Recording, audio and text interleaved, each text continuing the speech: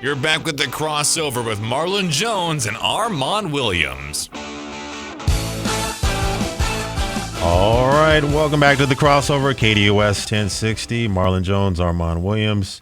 Be sure and subscribe to our YouTube and our Facebook channel, our social media accounts. That'd be youtube.com/@the crossover1060, as well as facebook.com/the crossover 1060. All right, Marlon, I want to go ahead. We've been talking pretty much about football, pretty much most of this show, because you have the college football, the conference championships leading up to, of course, the playoffs, and should be very interesting. Finally, we got a Pac-12 school that will be in the 14 playoff for the last one before they expanded 12 teams. So Washington is coming back. So Washington was the last team that made it in 2016. But I wanted to go ahead and throw out some basketball scores for you. Talk a little bit about basketball and some other things, college basketball. Right now I'm looking at the scoreboard. Miami is number 8 Miami.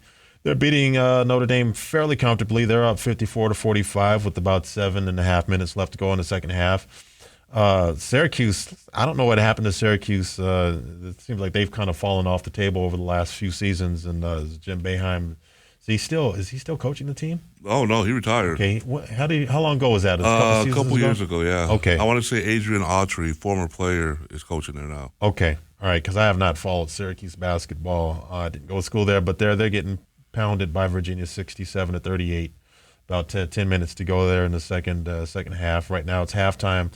An opponent that Arizona is going to be playing, I think, within the next few weeks or so, the Wisconsin. Now they're actually up against number 3 Marquette, 46-33.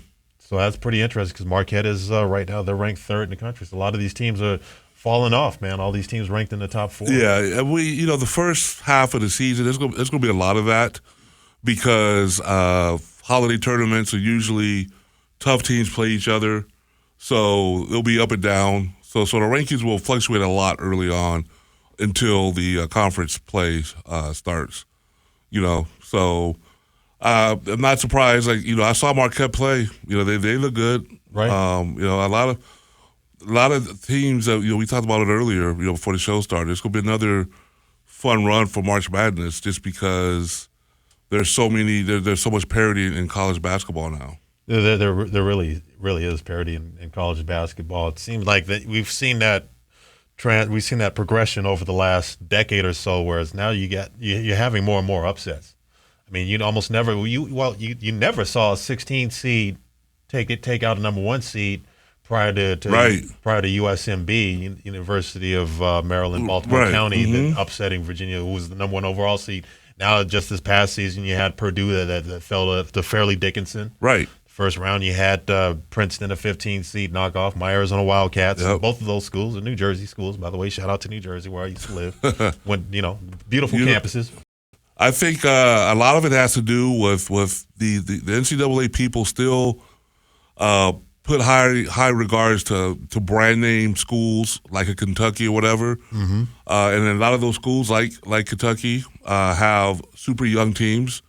Because they're usually with freshmen and sophomores, because they always have the one and done players, whereas the Fairleigh Dickinsons, the Princetons have juniors and seniors, 5th-year seniors, because they're not going to the league. Right. So experience is going to trump a lot of that youthful talent, and that's what we've seen over the last few years. And I think they still rank a lot of these teams too low just because they don't have the brand name. They're not playing in the SEC or the Big 12 or something, and it's really they're not going to take a Summit League team as serious as they would somebody for the Pac-12, even though that Summit League team has been together for 5 or 6 years, and they won 28 games, won their conference. They're going to make a deep run because they're full of experienced seniors. So that's why we see so much parity. The one and done has kind of really built parity, and now the transfer portal is starting to help that a little bit. Right. But even before the transfer portal, we were still seeing it, just because the best players that play basketball in the NBA.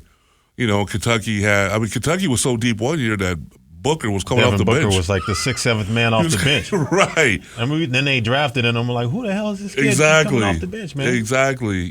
But they, they didn't win a championship. Right. And a lot of these teams that you see that are starting. I mean, look at Florida Atlantic. I mean, look at the Final Four last year. It's crazy. And UConn won it, and UConn has all those players back this year, which is why they're still doing well. UConn is sneaky like dynasty, man. College basketball, sneaky blue blood.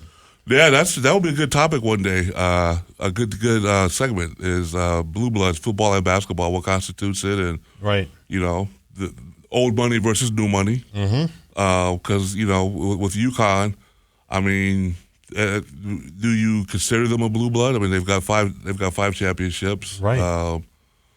But they haven't been around, in the 60s or 70s as some Like other. a Duke of Kentucky, Yeah, UCLA. yeah. Right. And then look at Kansas. UCLA. UCLA hasn't won a championship since the 90s. Right, since 95. But they still have- Ed O'Bannon, Charles O'Bannon. Yeah, but they still have the most championships of all time. Absolutely. So you have That was back when they were just stockpiling. Oh, yeah. It was ridiculous. Like Kareem Abdul-Jabbar was playing freshman basketball, him and Bill Walton. Right, guys like that. right. Ridiculous. Those guys would be one and done if they went to college, man. Right.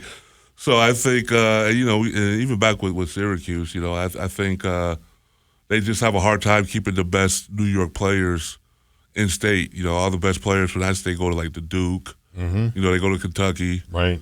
So they're having a hard time. St. John's and St. John's, Ohio State, Michigan. Yeah, so those schools. So those schools that used to be powerhouses, Georgetown, all those players aren't staying in those regions anymore. So that's why I think you got to applaud like a Villanova, man, for staying relevant, being able to do what they've done in Philadelphia, out there on the East Coast, and you got a plethora. I mean, you got like a swamp. Oh yeah, full of like schools in that area. And then what they've been able to do competing against the other schools that you mentioned. Well, that was all Jay Wright. Jay Wright was a Right. phenomenal coach, and he was able to keep a lot of the area kids that stay there. Philly is a pretty good hotbed for basketball. Oh, it's definitely obviously. Look at all those So, schools that yeah. you got. You got St. Joe's Temple, you got Yeah. LaSalle, you got all those schools in the Philadelphia area. So he was able to keep some of those, and Jay Wright was a very, very good coach. So, and they had some name recognition. They were pretty big in the '80s too. They won a championship. One of the They biggest did. upsets in college basketball Well, history. they beat Georgetown. They beat absolutely. Georgetown, yeah. Right. That was Patrick Ewing. Yeah. Speaking of college basketball, LeBron James says, I'm not missing Bronny's debut because it looks like Bronny James, his son, who's at USC right now playing basketball, he had kind of a hard episode like this past summer. Was kind of a little bit freaky, a little bit scary for him. But they're about to clear him to go ahead and participate and play. And he's saying that this is according to TMZ. LeBron is vowing not to miss Bronny's first college games, revealing he will skip his day job with the Lakers to watch his son play for USC. Their schedules overlap. I don't have a problem with that. No, he can do that. Yeah. I mean, He can do that. He's That's earned LeBron. it. He's Yeah. talking about anybody that's That ain't earned Patrick. that right. Ain't Pat Beverly talking. No, That's no. Exactly. That's LeBron. And for the most part, I think everybody agrees that they have no problem with it. Zero. Yeah. And that's a good team, by the way, SC. Yeah, they are. SC. And it's going to be real fun watching the Pac-12 this year. There's a lot. I've watched. Have you seen Colorado play yet? I have not. But you've been telling me that the men's program is the women's program is pretty damn good too. Yes. I mean, they upset LSU, but they were ranked. They recently lost, but they moved all the way up into a top four. Yeah. So that loss against LSU that loss to against Colorado by LSU wasn't that bad a loss. No. And actually, the Pac-12 women's basketball conference is pretty deep. It is loaded. You got of course you got Stanford. Yeah. You got But there are a lot of teams. Probably up to a couple of weeks ago, like 6 or 7 teams undefeated. We mentioned Colorado. Arizona's got one Yeah. loss. The women's team's got one loss. Yeah, and I think ASU only has like one loss or so. Shout out to Dia Barnes, and kudos to Arizona State. I know they're no more. What was her name? Thorne. Yeah, Turner Thorne. Yeah, Charlie Turler. She built the pro. She's no longer there. Yeah, she's gone. Yeah, but she did. She built up a nice little program. And she then, did. Yeah. Yeah, so it's I'm really looking forward to the tournament, that comes up in March. But I've watched a lot of college basketball, and it's there've been some surprises, and there've been some like head scratchers. I'm actually really surprised at U of A. I mean, I knew they would be good, but Yeah, I had no idea that they were going to be this good this early. You lost like 4 starters. Yes. But I think what's helping U of A this year is you've gotten back to your formula, and that's great guard play. Mm-hmm. That's something U of A going back to the days of Damon Stoudemire, Khalid Reeves, Mike Bibby. That's what U of A was known Terry, for. You had to have Gardner, elite point, et cetera, et cetera. Yeah, You had to have elite point guards, and Caleb could play, and of course they're huge. U of A's always had size, so so they look to be very, very formidable in the conference, of course. UCLA. It's kind of a, one night they look good, some nights they look like, oh my goodness, they're going to struggle. But I think Cronin is the best coach in the conference. Okay. Myself, obviously ASU has a lot to deal with. They've got a whole brand new team that they put together.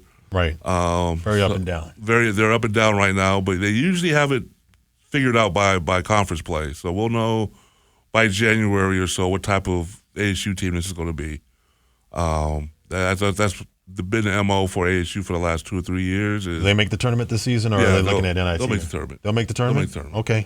Yeah, there's enough talent on that team. They're very good defensively. Don't look at the offense. The offensive numbers are abysmal. Right. But the defensive numbers are up there. They're probably one of the best defensive teams in the conference. If they make the tournament this year, this could very well be at least 3 teams from the universities make the tournament, because U of A is definitely going to make the tournament. Might be certainly will be a number 1 seed, probably unless they collapse, maybe a number 1 overall seed.